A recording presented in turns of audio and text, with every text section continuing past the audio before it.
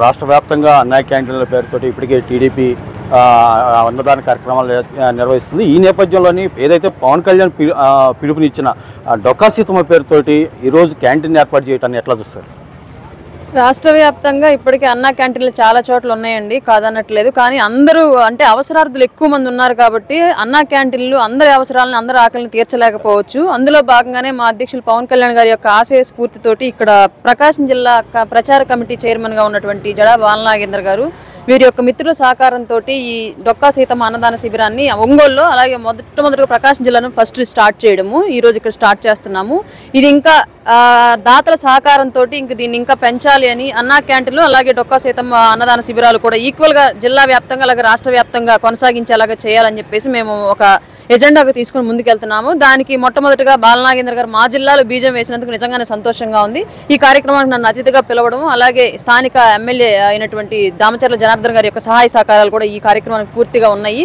వారు కూడా కొంతసేపట్లో జాయిన్ అవుతారు. వాళ్ళ చేతుల మీదుగా ఈ రోజు ఈ కార్యక్రమాన్ని ప్రారంభించడం చేస్తున్నామండి.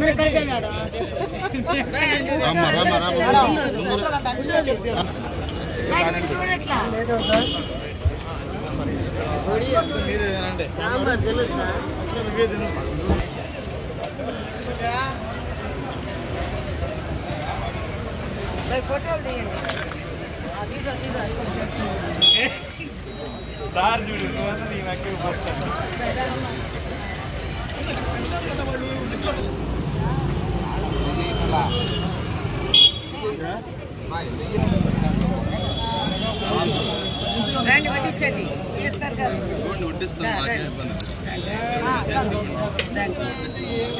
నెయ్యి వేస్తారా?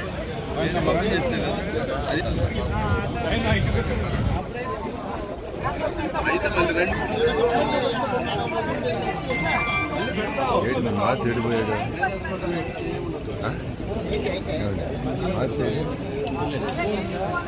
లాన పడే